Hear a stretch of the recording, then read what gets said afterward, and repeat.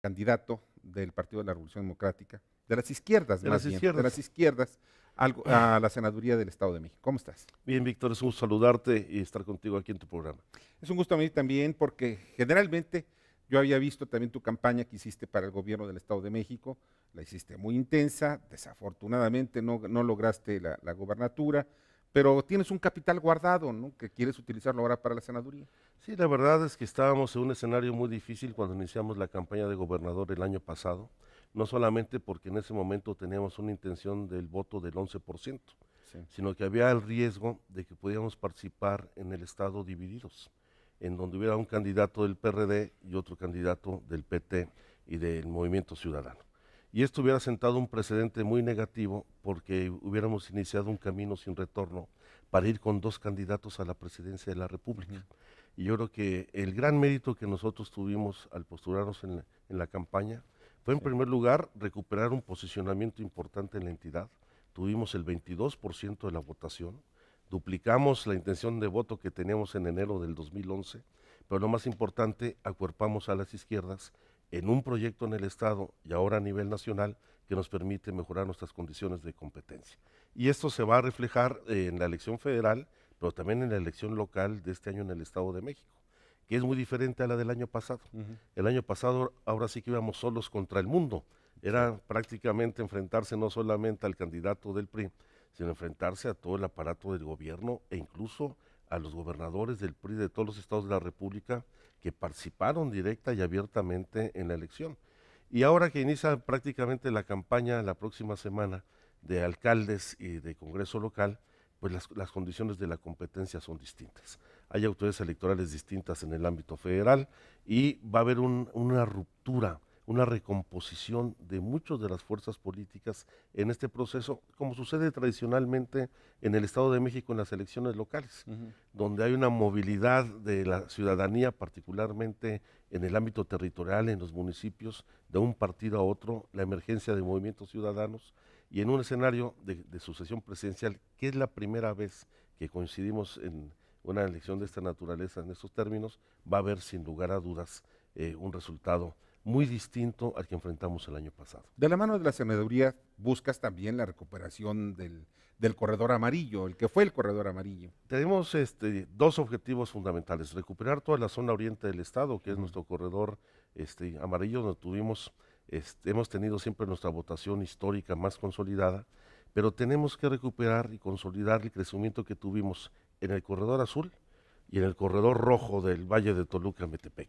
Quiero decirte que en el caso de Naucalpan, Tlalnepantla, Tizapán, Cuautitlán, todo lo que fue el corredor azul hasta el año pasado, tuvimos un incremento muy significativo de la votación, desplazamos al PAN al tercer lugar. Ujú. Y en el caso del Valle de Toluca, duplicamos la votación histórica que habíamos tenido.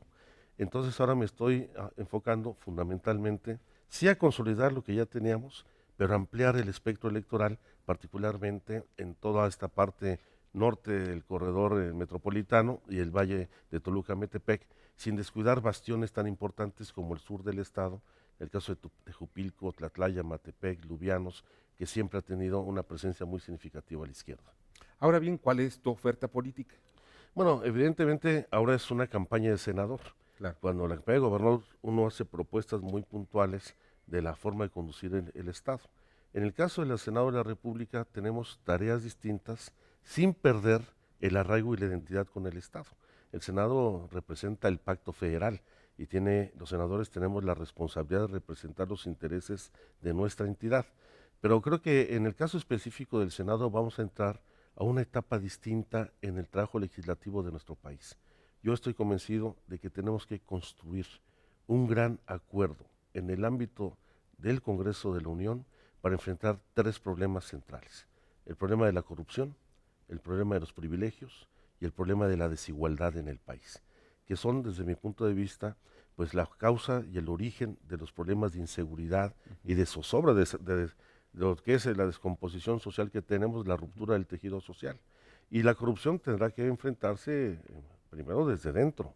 Hay que sanear profundamente el poder legislativo y de ahí tomar medidas y acciones que permitan pues impedir la penetración de la delincuencia organizada en los cuerpos policíacos, pero también las prácticas que han llevado a la poca transparencia en las licitaciones de obras o adquisiciones del gobierno y que representan, además de una fuga de recursos, pues problemas de deterioro de la vida institucional. ¿No le hacen falta más facultades al Senado? Porque yo veo que el Senado como que es el depósito de las vacas sagradas, ¿no? Sí, yo creo que hay que modernizar al Senado. Y más que nuevas facultades, hay que hacerlas que las ejerza. Que no solamente sea este representante del Pacto Federal, sino que sus labores legislativas y de fiscalización que comparte en gran medida con la Cámara de Diputados sean efectivas. Y ahí por eso la necesidad de construir un gran acuerdo legislativo. Este acuerdo que permita no solamente una reforma dentro del Poder Legislativo, sino dar continuidad a un proceso de transición democrática que lamentablemente se frenó en nuestro país en el 2006. Y esto, pues, en el momento se debilitan las instituciones, en momentos en que hay una pérdida de credibilidad enorme de las instituciones públicas, de los partidos políticos, de los diputados, de los senadores, hay que hacer un replanteamiento que permita a las instituciones públicas, y en este caso al Senado de la República y al Congreso de la Unión en general, volver a acercarse a la sociedad. Ahora, para recuperar esa credibilidad, porque yo la veo muy complicada, sobre todo en estos momentos, en donde el político es sinónimo de lo peor, de lo peor, de lo peor que puede existir en el país. O sea, al último nivel está precisamente el político. Yo creo que hay una mala fama bien ganada, ¿eh? Aunque también se ha ido alentando en gran medida una campaña de descrédito del Congreso de la Unión, y en particular más de los diputados que incluso de los senadores. Que ¿No hay surgió esto después de que Fox empezó a pegar y a acusar a muchos senadores y a diputados de que no lo ayudaban a gobernar? Sí, yo creo que el Poder Ejecutivo siempre ha tenido la tentación de demeritar o deteriorar la presencia del Poder Legislativo, que es su contrapeso. Y a la medida que se desacredita el Legislativo y se pierde credibilidad, se amplían las facultades discrecionales del Poder Legislativo.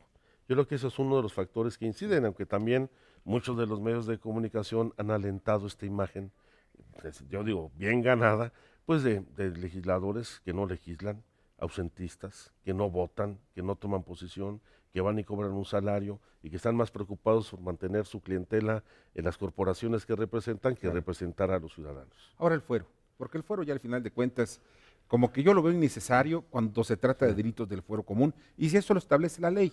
Así es, yo coincido plenamente, incluso yo he presentado diversas iniciativas para desaparecer el fuero legislativo, pero no solamente el fuero de los diputados y senadores. Yo creo que en este país ya no debe haber fuero de ningún grupo, ni de los militares, que están cometiendo abusos en ocasiones, violaciones a los derechos humanos y que deben de ser sancionados por la autoridad civil, no por la autoridad militar. Claro. De los propios legisladores que incurren en prácticas ilegales, que cometen delitos, que deben ser sancionados. Hasta los secretarios de Estado. Secretarios de Estado o secretarios en las entidades federativas que pueden desviar recursos, falsificar documentos de endeudamiento y bueno, gozan de fuero. Eso tiene que desaparecerse porque ese sería el primer paso para que los ciudadanos recuperaran la confianza en las instituciones públicas. Alejandro, te agradezco muchísimo que hayas estado con nosotros. No, siempre con mucho gusto, Víctor, y gracias por la invitación. Al contrario. Alejandro Encinas Rodríguez, quien es candidato de las izquierdas a la senaduría del Estado de México. Y nosotros vamos a un corte y regresamos con más información, región por región, pueblo por pueblo, estado por estado.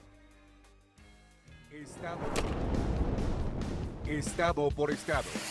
El pulso del país continúa con Víctor Sánchez Baños.